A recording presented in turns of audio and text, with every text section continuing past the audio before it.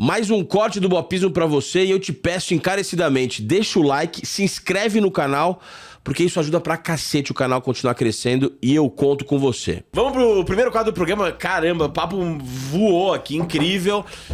352 com o Mavo dos Anjos, vamos lá. Primeiro me fala 3 jogadores do Flamengo que mais te irritaram na vida. Cara, 3 jogadores que mais me irritaram na vida. Vamos lá. Tenho nada contra Baiano, tá? Mas Fábio Baiano, Júnior Baiano e Maurinho. E eu vou explicar por quê. Fábio Baiano e Júnior Baiano pelos mesmos motivos. Qual? Jogadoraços. Jogadoraços. Fábio Baiano tinha tudo pra ser um dos melhores laterais direitos do Brasil, mas queria jogar com a 10. Queria jogar... Tinha um corredor de seleção brasileira pra ele ser no mínimo, o banco do Cafu. Mas ele não via a oportunidade. Fábio Baiano é aquele carequinho que jogou no Corinthians? Fábio Baiano, sim, esse mesmo. Ele jogava mais do que ele achava. Ele achava que jogava mais do que jogava, é isso? Não, ele não entendeu que na lateral direita, ele, talvez até por uma limitação da linha lateral, e pela explosão que ele tinha, e pela capacidade de chute que ele tinha, e ele produzia, ele fazia coisas muito boas ali, só que ele queria jogar no meio campo. E isso me irritava. Me irritava, assim, o potencial não percebido dele. Ele não conseguia admitir... Como ele era bom. O Júnior Baiano, cara, o Júnior Baiano pra mim é ídolo. Tá? O Júnior Baiano pra mim, um dos melhores zagueiros que eu vi jogar. Tele Santana. Opa! Foi quando o Júnior Baiano saiu da Gávea, acho que em 93, todo mundo dando graças a Deus, e o Tele Santana falou, não, eu quero, porque é um tremendo jogador. Nessa época eu me lembro de uma grande humildade minha. Eu falava assim, pô, se o Tele Santana viu isso... Eu perdi alguma coisa. Porque antes eu gostava dele até pelo lado folclórico dele. E acho que a gente precisa... Tinha uma época que a gente precisava ter jogadores dos quais a gente podia rir um pouco, porque eles eram engraçados e tal. Acho que o Obina também é isso, entendeu? Porque ele dá uma desestressada. Você no final, você vê esse é o... É o Davidson.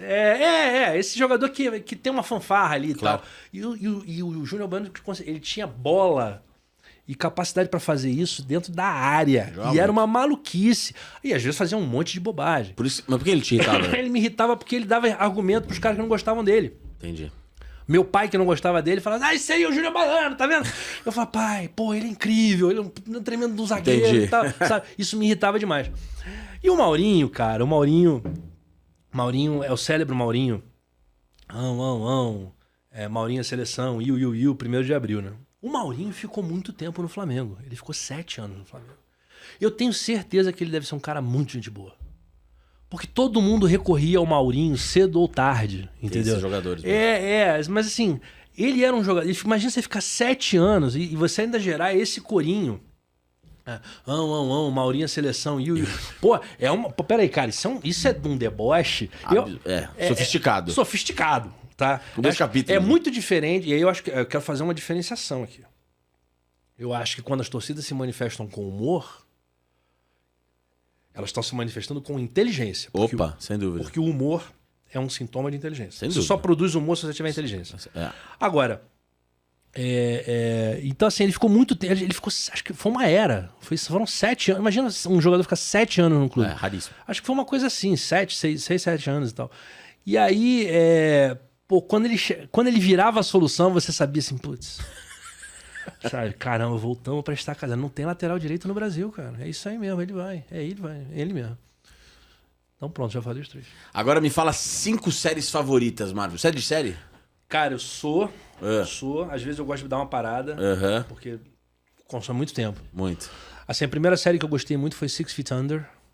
Acho que ela mexe com... É uma série da HBO que é de uma família que é dona de uma funerária, cara. Nunca foi citada aqui. Muito legal essa lembrança. Essa série, ela é, pra mim, eu realmente acredito que o negócio de série faz sentido. Quando eu descubro essa série. Aí outras séries que eu gosto demais. The Wire. Minha série favorita, junto com The Office. Mas que eu só vi recentemente. Obra-prima. Obra-prima. E realmente... Especialmente a 4ª temporada, que é aquela construção educação social ali. Aquilo ali. Absurdo. Aquilo ali aquilo ali é sinfônico. É a série favorita do Obama, só isso. Não, aquilo ali. E tem motivo pra ser. Tem, claro. Tem uma série que eu gosto muito, que eu vi na pandemia e que eu acho que é das coisas mais fantásticas que já se fizeram. Marvelous Miss Maisel, da Amazon. Da Amazon Prime. E eu gosto dessa série porque é incrível como essa série faz o feminismo crescer dentro de você pelo contar da história. Não é uma série que chega e bota o dedo na tua cara e diz assim, você tem que ser mais feminista. E para você ser mais feminista, você tem que gostar disso aqui. Sabe? Que é uma... Você tem que mostrar para todo mundo que você é capaz de usar uma camiseta que você gosta do feminino. Sabe? Não, ela vai mostrando o desafio que é ser mulher nos anos 50, nos Estados Unidos, judia, divorciada, e tentar a vida no stand-up. E aquela personagem, assim, os atores são maravilhosos. Ela é brutal. Essa menina é incrível. Esqueci o nome dela. Mas ela é incrível. O Tony Shalhoub, que fazia o Monk, é o pai dela, é incrível também.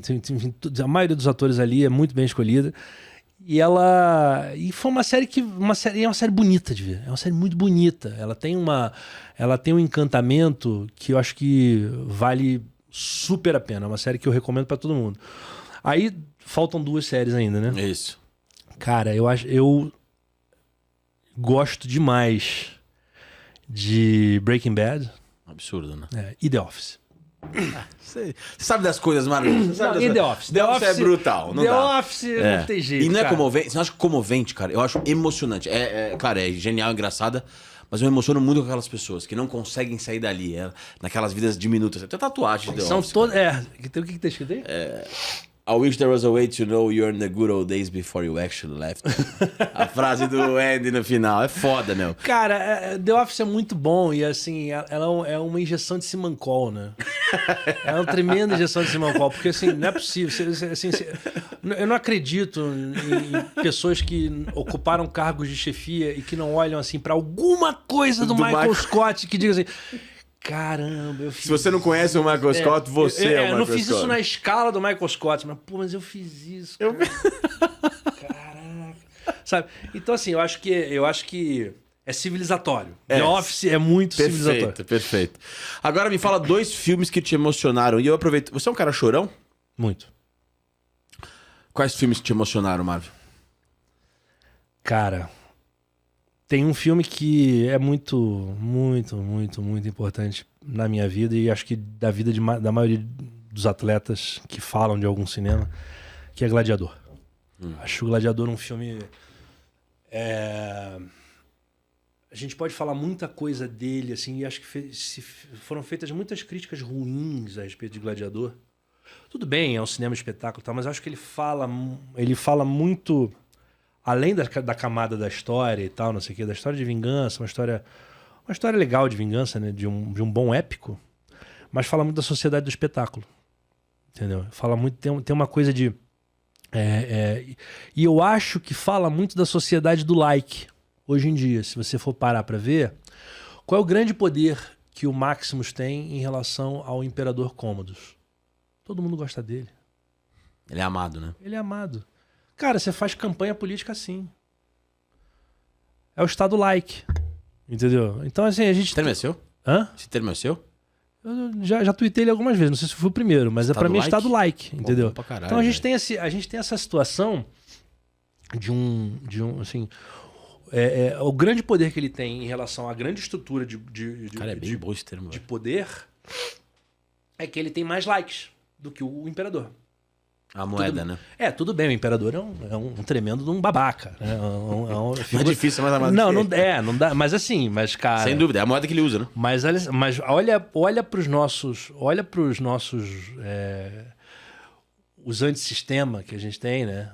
Em todos os lugares do mundo e em todos os flancos do mundo, e a capacidade que os likes deles têm de mobilizar um público, entendeu? Sem dúvida. Aí eu acho que Gladiador é um filme para ser revisto em algumas chaves, sim. Legal. Acho que eu já via como sociedade do espetáculo naquela época e me comovia muito a história ali. Claro. Me pegou numa época que eu tava com depressão também. Entendi. Então foi um filme que eu vi 13 vezes no cinema. No cinema? No cinema, na sala de cinema. Caralho. Eu já vi algumas vezes. E acho que como você já tinha me mandado as perguntas... Pra chegar já... Tem um outro filme que eu gosto muito, que é O Árvore da Vida, do Terrence Malick. Sim. É um filme lento, é um filme que tem uma trilha sonora muito calcada em música clássica, mas eu acho... É um filme sobre depressão. A gente tem que ver aquele filme sempre lembrando que o personagem do Champagne, está deprimido, que é aquela criança, ele está enfrentando um terrível dia em sua vida. E a partir daí você tem uma grande odisseia, né? Para onde esse cara vai, né? E ele vai lembrando de como é que era a infância, né? A infância, a figura do pai como a figura da disciplina, né? Da rigidez e a mãe como a figura da graça. Isso é teologia, tá? Daí já estamos falando de teologia. A mãe é a graça, o pai é a justiça, é o rigor e tal. E como é que a gente resolve isso, né? Como é que a gente resolve isso dentro da nossa humanidade? E eu acho que isso também é um problema hoje em dia, especialmente quando a gente discute o cristianismo brasileiro e para onde ele vai. Eu acho que por tudo que eu já estudei, e eu sou tradutor de um livro de um grande teólogo chamado David Bentley Hart. O livro se chama A Revolução Cristã, o que ela nos deixou e por que isso ainda importa. Esse livro, lá na frente ele vai dizer que nós estamos numa sociedade pós-cristã. E o que isso significa? Acho que para mim o mais importante disso é uma sociedade que desaprendeu a perdoar. A sociedade do cancelamento. Da punição rápida, do alívio imediato por meio da punição. Do ódio, e aí quando os cristãos começam a endossar isso também e serem muito rigorosos e buscarem muitas soluções no Deus da guerra do Velho Testamento, em vez de olhar para aquele outro Deus que morreu na cruz e que colocou o amor no meio de todas as coisas... Quando a gente pensa nessa sociedade e na incapacidade dela de perdoar, esse pós-cristianismo está avançando de um jeito muito... Então, acho que a Árvore da Vida tem essa coisa, você tem a justiça ali, você tem o rigor e tal, mas você precisa da graça também, você precisa entender a humanidade, você precisa daquela mão que em algum momento diz para você, cara, vamos de novo, esquece. Vamos perdoar e vamos nos perdoar. Então acho que isso também é um negócio muito difícil numa época em que a gente vende tanto sentimento ruim na internet.